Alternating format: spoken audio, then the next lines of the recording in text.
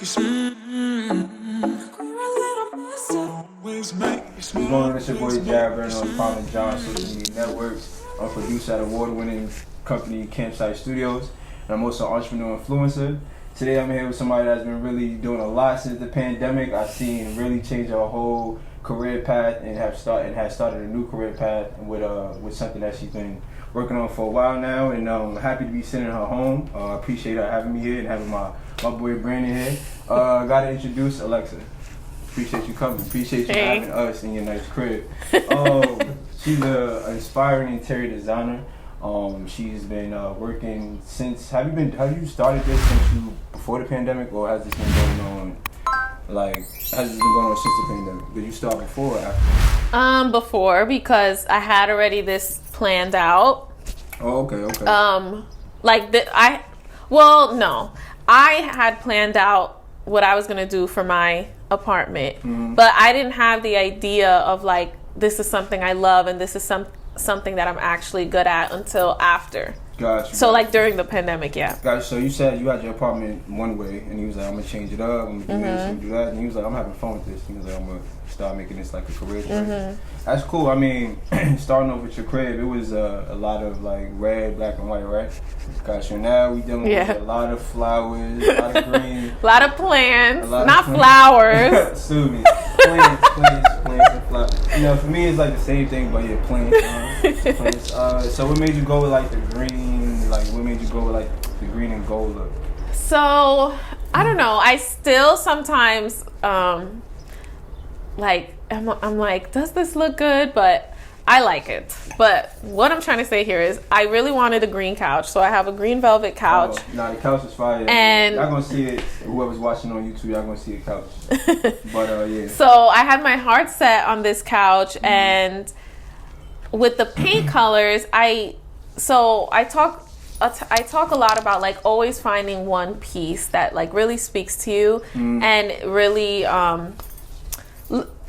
inspires you to create your space or get you excited to create your space. So for me, it was the painting, which you can't see right now, but okay, y'all gonna see that on the YouTube. We got some footage of that. Y'all probably gonna see the intro throughout the interview. But it's a painting that you got, and it was the green. Yeah. So it was this painting. I went to Puerto Rico to meet the artist and go to his galleries in his home, Samuel Lind, and I was in love with this painting. I had seen it online, and I was like, I need this painting. Gotcha. So I went to his house. We were the only ones there. He gave us I just called him, and it was very casual. How did you just stumble upon his crib? And just so I called him. He has his information online, and I said, hey, is the gallery open today? But again, his gallery is his house. Gotcha. So he was like, well, no one's really here, but I'm home, so just come over. And I was like, just come. Wow. Yeah, and I was with my friend Yvette, and he has these beautiful sculptures, and it's crazy. His house has so many gorgeous things, but he lives so humbly. Even though he's a known artist, how long have you been doing art for? How long would you say? I have no idea. You just found the art. You was and then you saw a bunch of his other art. Yeah. Okay. But he's older, so he's been doing this for years and years. And I think he was in a museum in Pennsylvania, if I'm not mistaken, his artwork as well. So he's well known.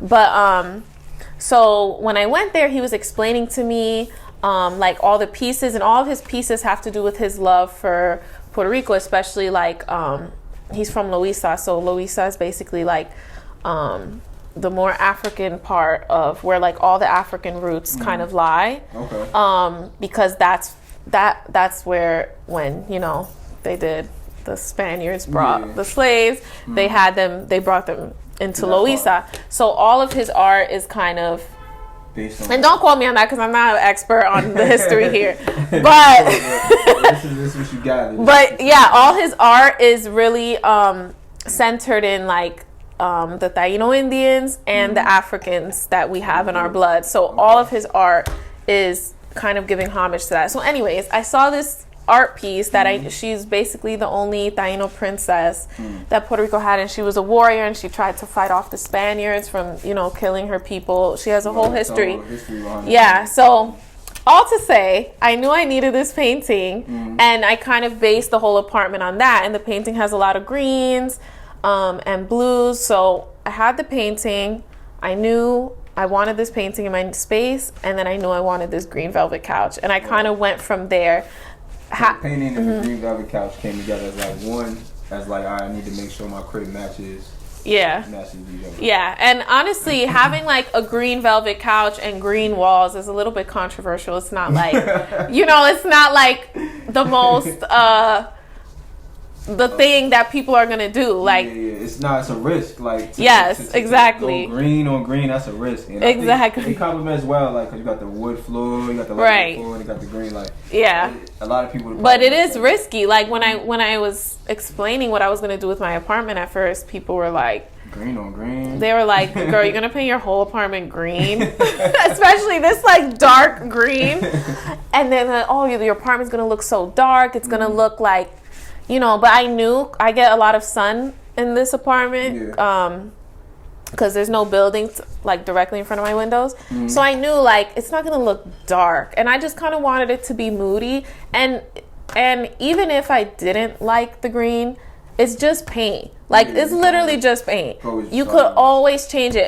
If in a year or 2 years I'm like, okay, this green is not working for me anymore, paint it. I'll just paint it white. Like it's not the end of the world. But I really wanted to take this risk, and I do love it for now. I do change my mind a lot, but for now I love it. For now it's good.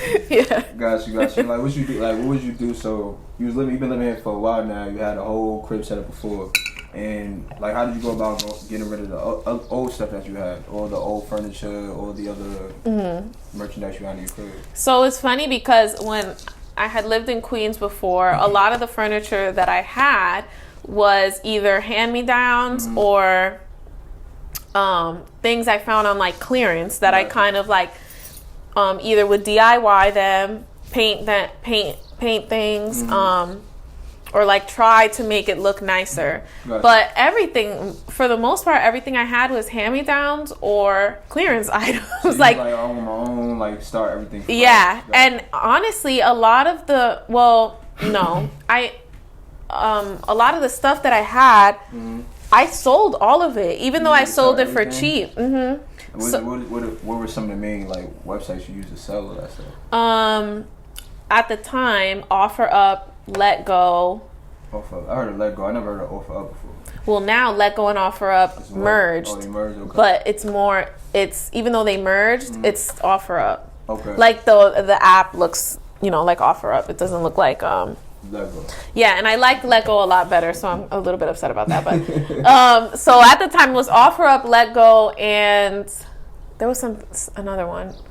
I don't remember right now, but like not like the traditional like Craigslist no more. People don't go to that no more. I didn't post. I didn't post it, but so now I use Facebook Marketplace. Okay. But back last year when I was selling all my stuff, I didn't really know about Facebook Marketplace. It's more like a recent thing that I've learned, and now I sell everything on Facebook Marketplace because nobody buys stuff off OfferUp anymore. Okay, for real? It's going down like that? Yeah. And I know Craigslist is like more old school. Like I've sold things on Craigslist, not from my apartment, but from my mom's house. But it'll be like, I'll put big furniture on there. Okay. Like I'm not going to put, a little decorative thing on Craigslist. Like couch you'll put up there. Yeah. Okay.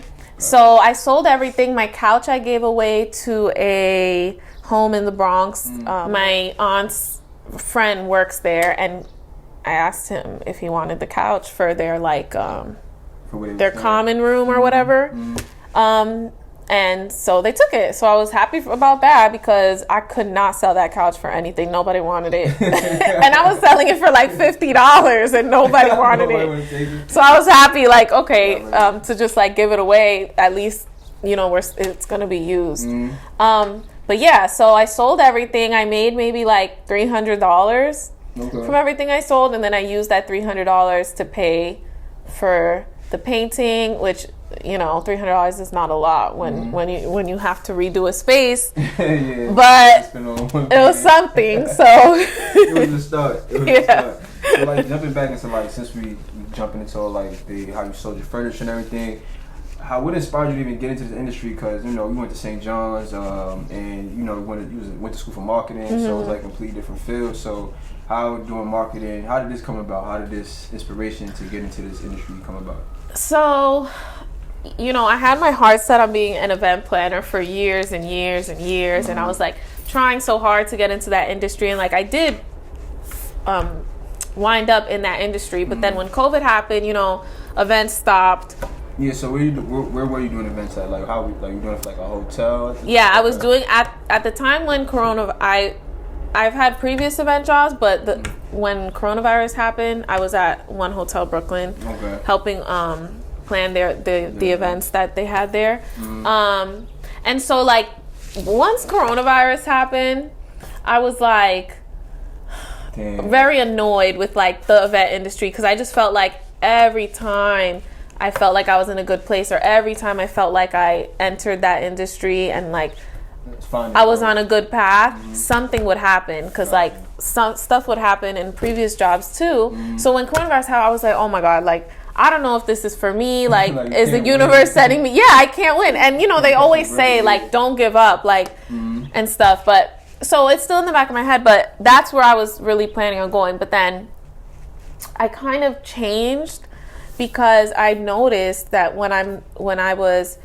doing this apartment and like helping friends, like this is something that I've always been doing, but I just never thought of it as like as a career. As a career, something that I was so like actually good at. It was more something like, yeah, I know I have this talent, but like you didn't look at it as a talent. You look at it as something. Yeah, I just thought it was just for fun, like just for you. And you didn't realize you could generate business out right. And actually start having clients. That's good. I mean, you took a talent and now you really turned into a craft and hopefully a career path. I mean, from what I'm seeing, like I've seen the start of this crib, I see the transformation. I definitely believe you go forward with it. And I saw you just redid your crib, your mom's crib. How was that? Like I saw you just over here using hacksaws, chopping down things. Like how is first of all, you're like 5'2", I'm 5 feet. I'll give us a little incident. So yeah, you're 5 feet. So doing all this, like climbing on ladders, like putting up shelves. Like how were you intimidated when you started doing this? I was. I didn't before coronavirus. I was like very much the type that I was like anything that has to do with like tools, don't look at me for that. Don't come to me for that. Do not, like I would call my uncle to do everything. Like I need this gallery wall put up, come do this. I need this, come do this, all the time. And during coronavirus I started like just thinking to myself, like I want to be able to do these things on my own without always having to like depend on a man or depend on whoever to come do it for me. Even like with painting and stuff, I had never painted a room before. I saw a little video you were painting your heat, my radiator. Yeah, because I had this apartment painted literally when coronavirus first started. I had hired him to paint it before coronavirus started, and then when he came to paint it, coronavirus had just happened. Like it just started being in the news. Handyman all the time. He's like, y'all gotta stop. Yeah. So, but when he came and painted the apartment, I paid like $1,500 to have it painted. $1,500 to have someone come paint your crib? Yes, I paint. I'll make anybody start picking up the brush. Right. So I paint. He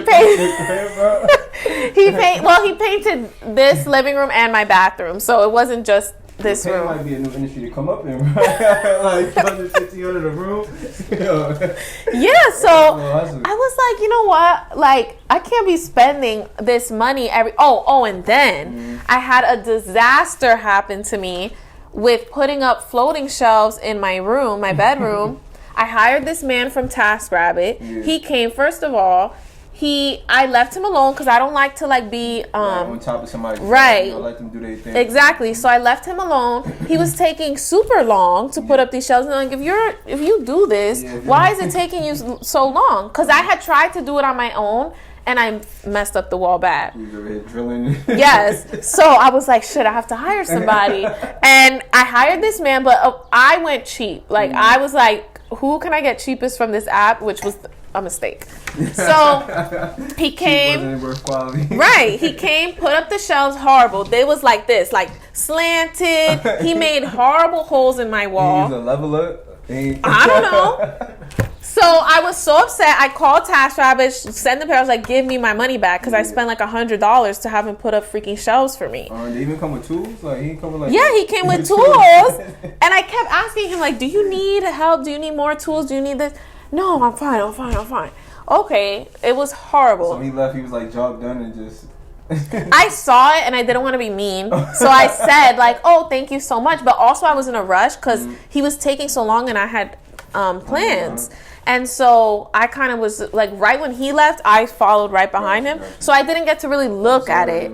Yeah, so when I came back home, I was like, oh no, this is not going to work. So that was also another experience where I was like, I could just probably do this myself and not have to hire someone and not have someone come in and mess up my space, you know? So I started like slowly, like I put up a new shower, new shower rod that like you had to drill into the wall, and like it wasn't like the twisty ones that you just, you know, no, it was like one that you actually have to drill.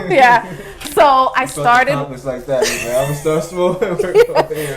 So I started with that. Then I started like, you know, building all the furniture you see here. I built it all like by myself. Oh, you built everything by yourself? Yeah. Okay. Because now furniture, except for the couch, now furniture doesn't come like 1,000 pieces. No, it comes in 1,000 pieces. IKEA especially. Come in 1,000 pieces. I'm proud to say that none of my items in the living room are from IKEA. The bedroom is a different story. But so it was like, I was like, I could do this. Like I'm smart. Like, you know, and I'm very much like, stop trying to always wait until like, oh, I'm gonna wait until I'm in a relationship and then have him do it. Like, no, we can't be like, who knows when the hell that's gonna happen? So I need to learn things. Like, yeah, do it myself. Exactly. So I started with little things, and then when he messed up my wall, like, it's a wrap.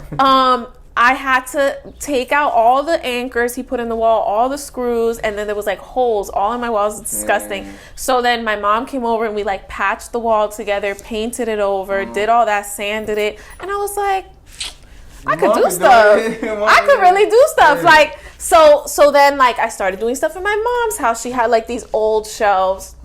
My mom has the same furniture from like 1980. She does not change anything. Like before I was even born, I have not seen new furniture come into the house. So why fix it? She got that mentality. I guess. So yeah, she actually does. But so it's like we were trying to redo her family room, and she had these pieces that I was like, this is not gonna work. And then I was like, well, what if I sand it and paint it? And like I started doing that and like seeing what other pieces she had that I could transform. And now I'm like super into it. Like mommy just bought a cordless drill, and we're like, yes, like we are so excited about this cordless drill because we were still using the one that you have to plug in, but I didn't think that was like a old drill. Like now they got the cordless. Yes, I had no idea. So we found out because the guy that does a lot of the construction at my mom's house, he came over, and I couldn't get the thing out, and he was like, "That's the drill you're using?" And I was like, "Yeah," and he was like, "What is that, from 1955?" I was like, what are you talking about? It works. I've done many things with this drill. He's like, you know, they sell them now without the cord. Like, what are you? He's like, what are you gonna just plug it in and like try to do drill stuff? Everything. And I was just show like a cord drill. I haven't seen one for years. Yeah, but I had no idea. Like, I'm telling you, I have no idea. So like, he finally was like, he took my mom to Home Depot and he like bought the drill with her. The proper drills. Yeah, so like now we have a drill. I have like a whole list of tools I want to buy. Like I'm very excited. Handy woman. Yeah, I want to buy a paint sprayer. Okay. I have on my list to buy. I also have on my list to buy like a devil that you kind of like can cut things because I can't have a table saw here. I live in New York. Oh, yeah. But like just little tools like that. There was another tool that I was really excited about that I was talking to my mom like so 2 days the best ago. tool you got? So the drill is the best tool you got? Yeah. That's the best tool we have purchased so far, but there are more to come. Because I have like all these projects I want to do, especially with my room, my bedroom and my kitchen, that I want to do it by myself without hiring like a construction or a contractor or whatever. So like I'm trying to build up my tool my tool thing. What's it called? Like Toolbox. Yeah, trying to build a toolbox. That's what you're trying to build. I was thinking of something else, but yes, that makes sense too. Trying to build up my toolbox, and like a lot of things are so expensive when it comes to tools. So some tools are really expensive. Yeah. So a lot of it, I'm gonna be like going to my uncle's house in Long Island because he has a lot of stuff, and I'm gonna be like, hey, like let's measure. The one thing that I will say that I still cannot wrap my head around is like doing exact measurements and figuring out, okay, if a wall is this many feet wide, how do I figure out like how to do a wall treatment and space everything out evenly? I'm still not there. Still learning. I mean, YouTube is my best friend on learning everything. Yeah, so I plan on doing that. Is that and then, like how you learned how to start using drills, or you just start, or like using all your tools, or you just started doing it? It was like I just started doing it. I would call my mom and be like, Ma, is this how this thing goes on? And she's like, yeah, I think so. And I'll be like, oh, great, let's try this. And that's what I did with my shower rod. Literally, she was on FaceTime with me. She's like, Alexa, be careful. You don't know what you're doing. You don't even have glasses on, like the little goggles. She was like, you don't have nothing on the floor to like get all the things. Yeah, I was like, Ma, just let's try. So I just like went and did it, and it worked. And I didn't have a stud finder to like if I'm gonna like get into a stud and then drill accidentally into a stud. So did you mount your TV as well? Oh hell no. Okay, I'm about to say like no, this no, that had to be done professionally because ain't no way I was doing that, especially because even when he came over, he said the walls in this apartment, which my uncle had mentioned to me before, but I was like, yeah, whatever. That the studs are not like normal, normal. 16. My pops say like supposed to be 16. Apart, every stud. Yeah. No, not in this building. So he even said like, this is very complicated. To like put the TV up because it wasn't a stud where it's supposed to be. Yeah. Damn. So, but he did it, and I'm very thankful for that man because I was not gonna even try to. Yeah. No, that's something I probably will never do. But like little things, like I could paint a room, I can put shelves up, I can hopefully buy. Oh, a nail gun. That's what I want to buy. That's on my list. I feel like you have too much fun with that. I feel like just nailing shit for fun. I found one for $119, so that is on my list to get soon. Oh, okay. But so you was out there, you want to support Alexa, you want that nail gun. 119. Wait for it. Yes. So yeah, like as I keep going, I'll keep learning. Like doing wall treatments, whatever. And I'm never gonna be like an expert or nobody's contractor, but it's something that I'm like interested in. And like my favorite Instagram accounts are women doing DIY. Like I am obsessed. DIY for people who don't know. So what is that DIY? Do you know what that is, bro? DIY. DIY. Do it yourself. DIY. Yes. Okay. Do it yourself. I didn't. Yeah. So my favorite Instagram accounts to follow are like these white ladies who just like do their house. Yeah, and they're like redoing their entire kitchen. Like, so you started on YouTube and Instagram. Like Instagram was like you just going down a tunnel of just working out. Okay. Yeah. Honestly, I don't use YouTube much. Oh, for real? You don't use YouTube? Oh, that's a problem. Which, yeah. What about TikTok? You use TikTok at all? No. Literally, Instagram is like my little social media bubble that I stay in. But I should probably check YouTube more often. But I think you'll find a lot of good things on YouTube. Yeah. But what is nice with Instagram is like you're kind of following these women's process. So like you're not just watching a 15-second reel of like before and after. You're there with them like every day. They're them showing you like oh, today I'm painting this, or today I'm trying to build a hood for my kitchen, or today I'm gonna go cut the marble for my countertop. So you're there throughout the process. And I remember, and I think that's what really people like, because I remember when I was first starting posting stuff to Instagram about my apartment, my friends were like, girl, stop like showing that you're gonna do something and then an hour or two later you're still doing the thing, and then an hour or two later you're finally showing us it's done. Like, just show tape everything and then post it up. But that's not people actually like to see. They like to see the process.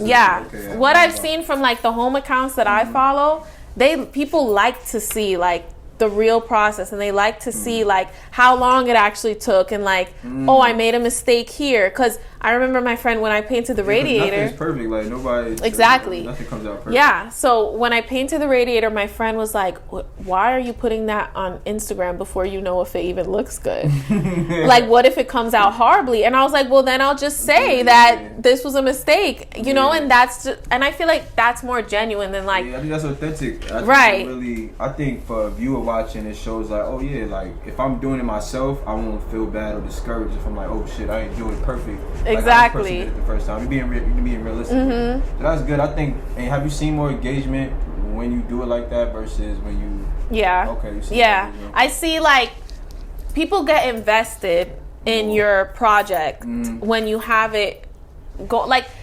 And that's a mistake I made with this living room. It's like, I never, because I at that time wasn't thinking like, oh, I could do this, you know, as a career. I was so talented. I was doing everything, but I wasn't like taping myself, recording. I wasn't taking pictures because I'm also a very private person. So like, I'm just naturally not a poster every day. I'm not posting everything I'm doing all the time. Like, I just do what I do. Exactly. That's the thing. Like, I feel like millennials, like in our shoes, have to deal with, because we come from a era where we didn't have to post everything, and we saw like the era before us, but they wasn't posting everything to be out there. And then now we seeing the younger generation, Gen Z, posting everything, and it's like, damn, like I don't know where I fall in between that. Like, I'm not trying to post my whole life. But then, to be successful, I guess, to show what I'm doing, I have to post more than I want to.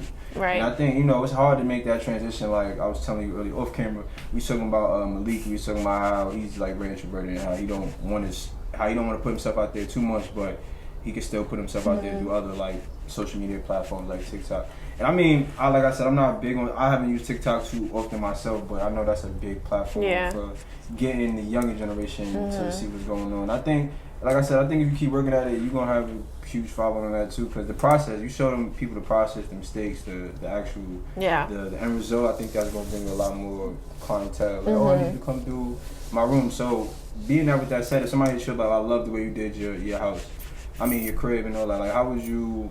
Do you like doing more? Do you want to do like a whole living room or bedroom? Like, what would you say? Like, what room is my favorite? What would you say is your favorite room to design?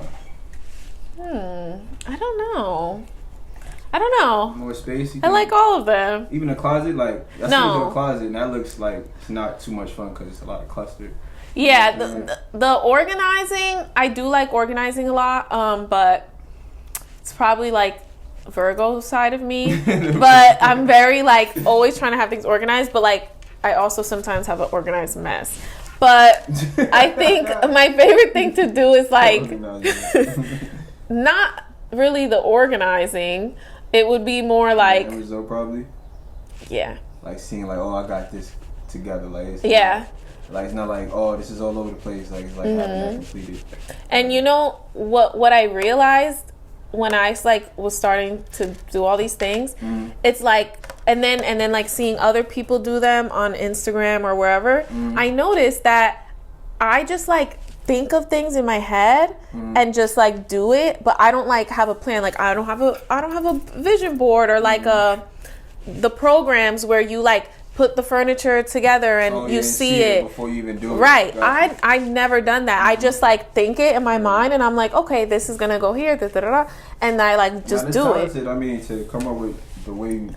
Come up with a nice design the way you did. Yeah, but it's not that smart either to do that because like so many things in this living room in particular that I had planned in my head, and then when I started getting the furniture, I was like, oh, that's not gonna fit here. This is too big. This is like I had to change a lot of my plan, which maybe we could go into later, but like Yeah, like it was spacing, like you have to measure. You have to make sure that like you said, the wall treatment. Like earlier, I was like wall treatment. I don't really know too much about wall treatment. Like I'm still learning about setting up a crib. You know what I'm saying? So you talking about wall treatment? I was just thrown off. So like to make sure that everything fits according to what you project. Okay. Yeah. So, but I still didn't answer the question of what's my favorite room to do. But I think for right now, maybe living room over bedroom. Probably got more space.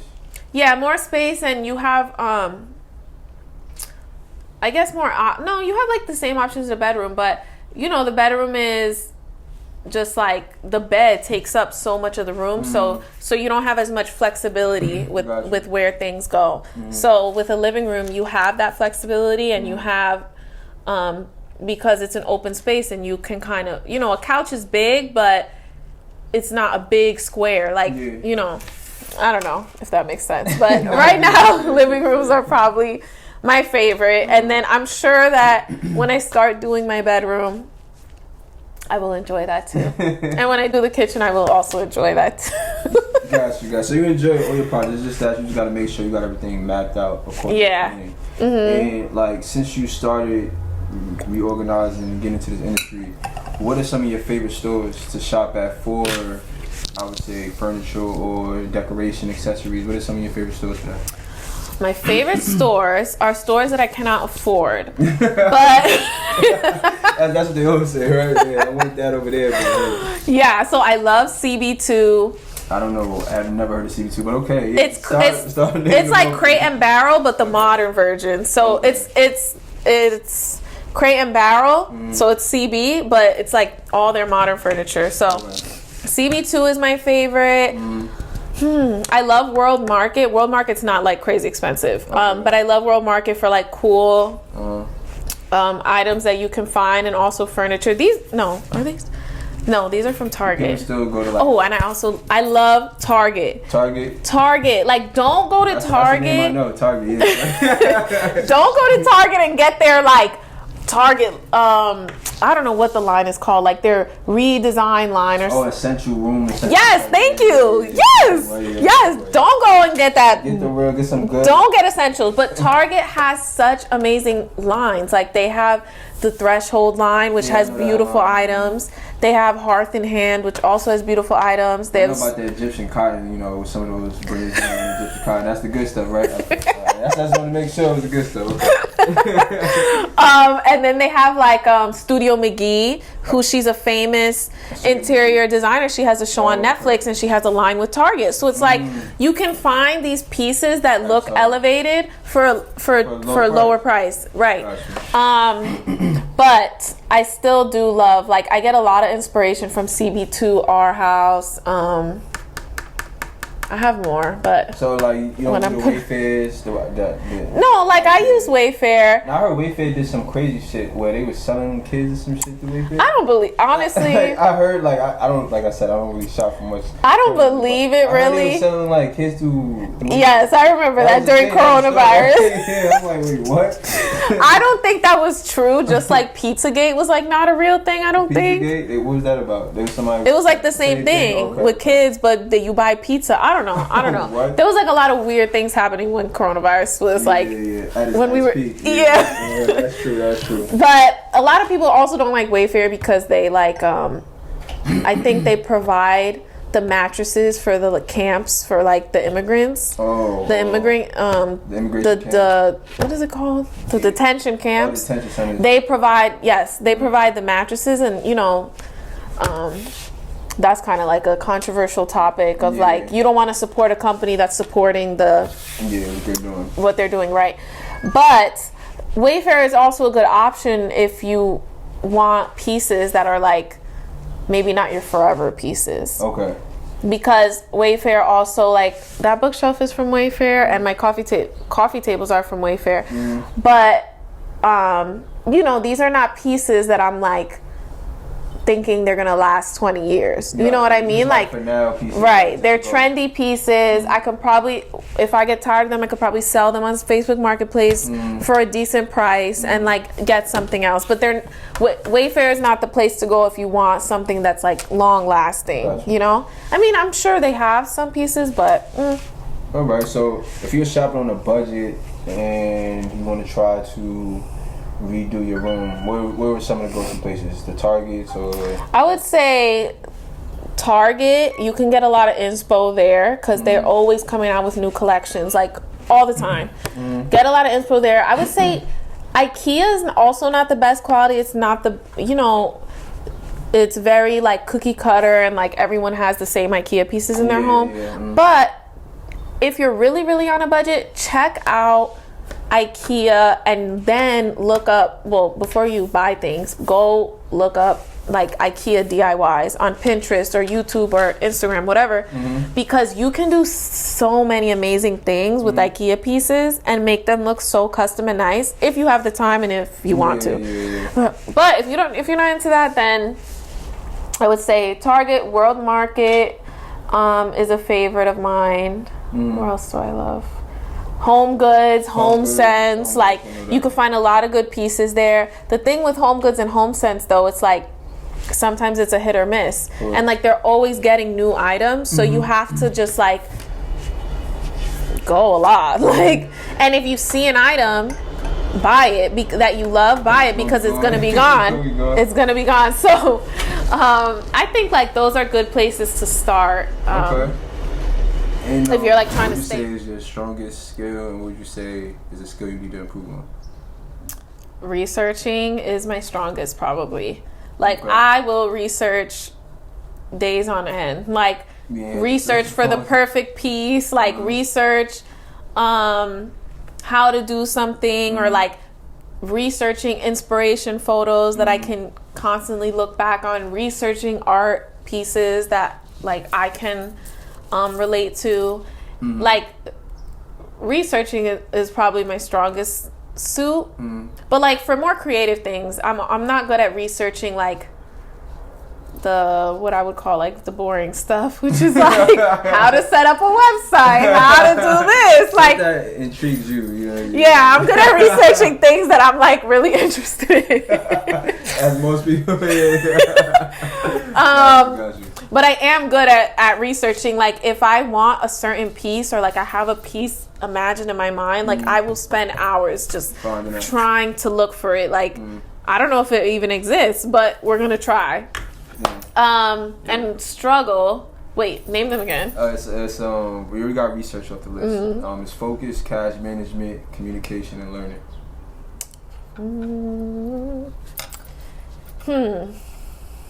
I probably struggle with a little bit focusing.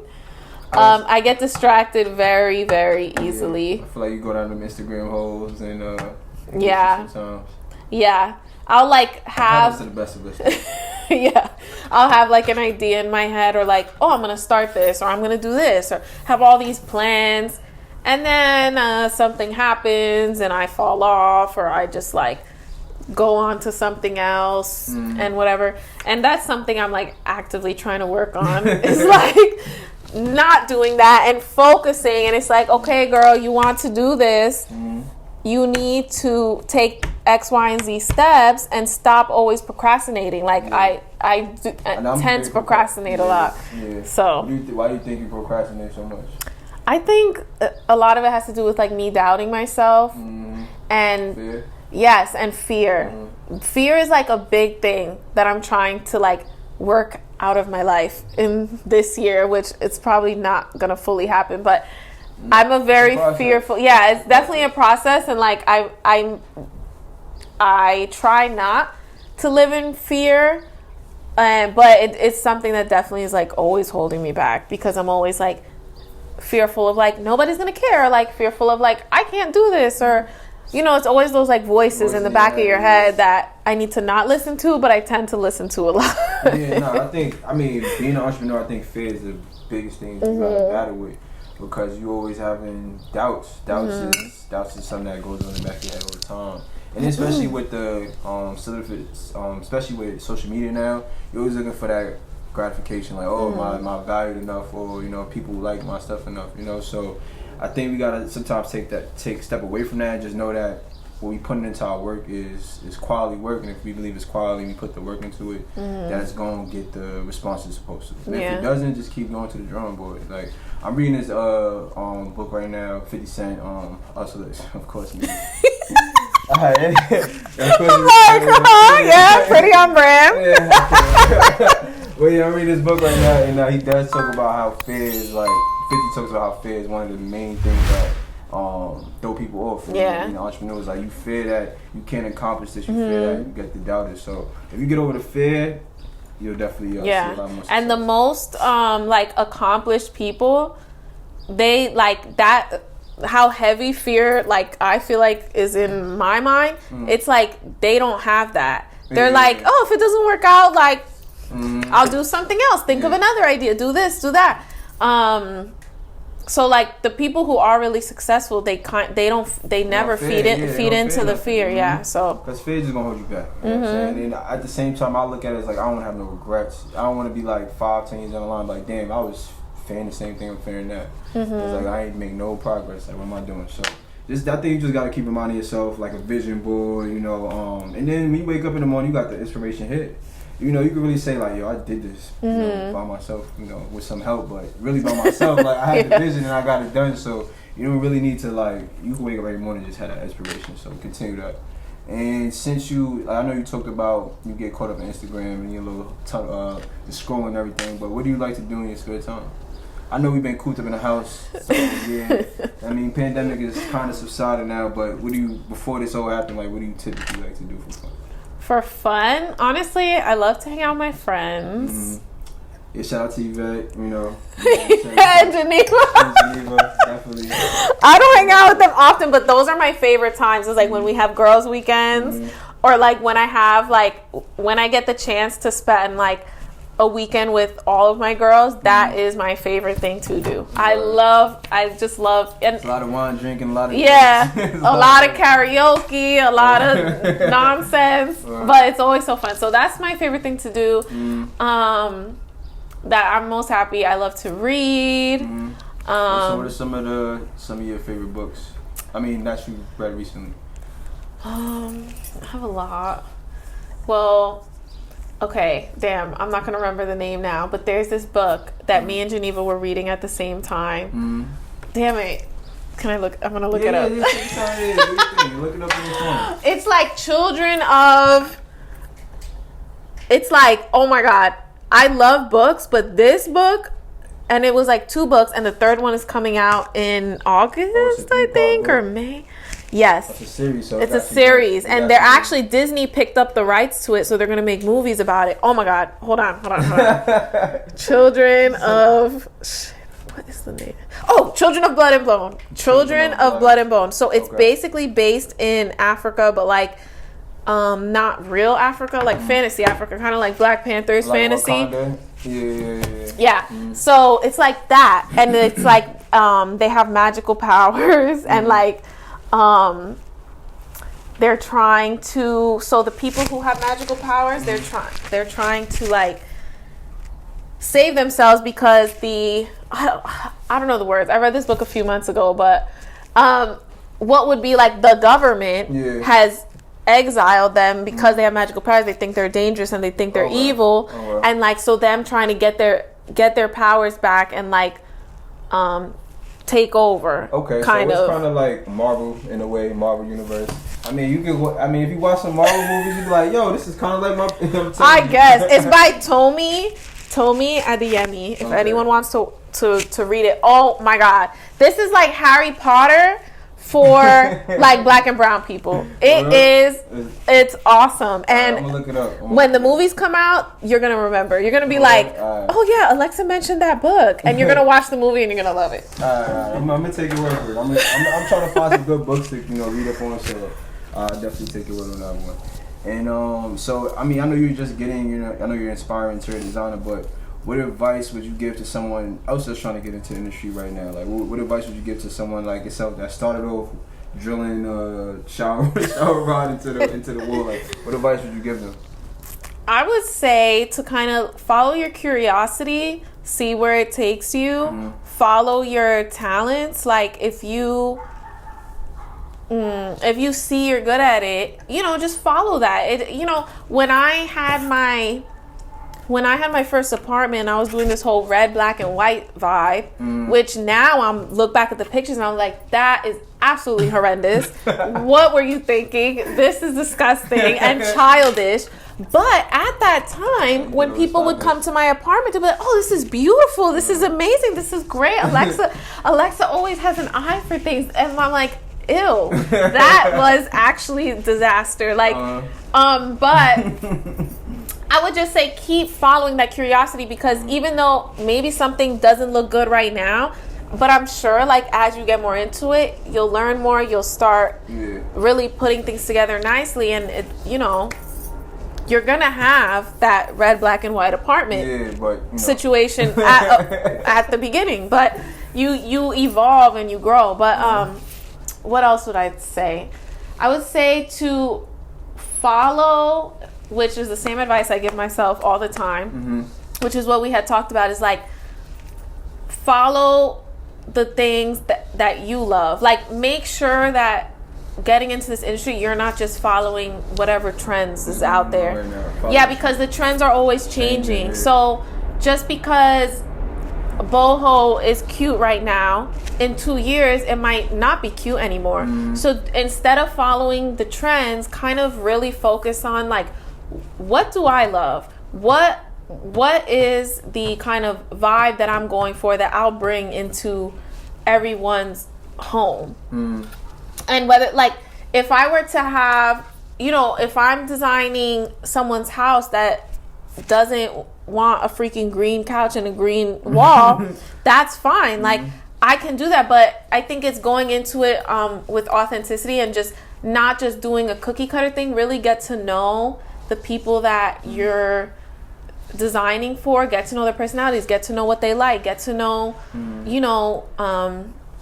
what speaks to them. Ask them, like, what's your favorite art pieces? Ask them, like, where do you love to travel? What is most important to you? So, like, my culture is most important to me, and that's why it's, like, thrown up in this damn living room. Because that's something that's so important to me. So, like, ask them, like, what's important to you? Like, you don't need to just do, like, gray couch and white walls, and because, like, that's what everyone thinks is nice, and like what is an easy way to go. Like really dig deep into the personalities of whoever you're working with to see, like, my friend just bought a house and she paid for this company to like do virtually design her spaces. So her living room, her bedroom, and I think another space, I don't remember. And so she sent me back the designs, and I was like, "Oh, girl, absolutely not." And then she was like, "Yeah, I hate all of them." And I was like, "This is not even your style. Like, where did they come up with this?" It's not that the design was bad. It wasn't a bad design. Obviously, they're getting paid to do what they do, so they're good at it. The design wasn't bad, but when I saw it, I was like, "That is not you." That fit her character. Exactly. I was like, "No, like this is not for you." So I think that's the important piece, because if you get to know whoever you're working with or for, you want to make sure it's a space that they're going to love for years, not like a space that is going to just go out of style and then they're going to want to change it again, and then they're going to want to change it again and again and again. And it's a cycle constantly of like changing, which is fine, but you also want to make sure the pieces you have are pieces that you're going to love for a while. Gotcha. That makes sense. I mean, I think interior design, that just opens up a lot. It shows that interior design is more than just putting pieces that work. It's knowing who you're working for and who you're working with to really make something pleasing for them that's going to longevity to what they have. So that's dope. Yeah. And I wish you well on that project, because I know it's going to be tough. Yeah, Her and her husband are a little picky. It's their first crib, so you know they want it to be perfect. So it is what it is. Yeah. I know how it is. You know, first crib, you want it to be the way it is. I understand. And also another thing I would say is like, make sure you know a budget, because obviously there's so many nice pieces out there. Like you can find the most beautiful pieces, but like once you start adding it all together, it's like, oh, this is like $20,000 and that's not possible. So it's like, yes, this is a beautiful piece, but like maybe try to find a dupe for it, or like a piece that looks similar that maybe it's not $800, you know. So that's cool. Budget, I mean, I think that's probably the most important right there. Budget and knowing your clientele. Okay. And how can people support Alexa? How can people support you and support what you got going on? And, you know, I think I guess for now, just following my Instagram, which is at Alexa Juliet with 2 T's.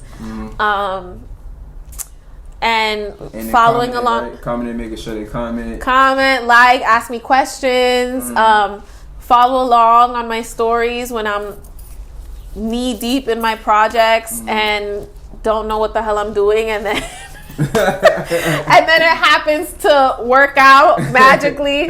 But yeah, that's what I would say. All and ask questions. Like, I love it when people like are in my DMs like, oh, how did you do this, or can I get your opinion on this rug, or on this like how I'm laying out my space. I like, people always say like, oh, you shouldn't be doing stuff for free, like you need to charge, but like, no, I love just like when people ask me questions and I can just help them real quick, like, nah, don't get that, maybe get something like this, or like, yes, that's beautiful, like how you arranged it is great. Like I like it when people ask me questions, ask for advice, or ask my opinion. Yeah, that's gonna go a long way, because it's like, you know, they're gonna remember that time when I reached out, like, oh, I remember I reached out to Alexa, and now I want to actually use her services, you know, because I reached out and she helped me out that time. Yeah. So I think that's gonna go a long way, and I think you could continue to do that for until the price go up. Until it's like, all right, you know, I got this client here, I got this client. Right. Here, when I start getting busy. Until, you know, when you start getting busy, like, all right, I gotta see it. I gotta put some time to that. So understand.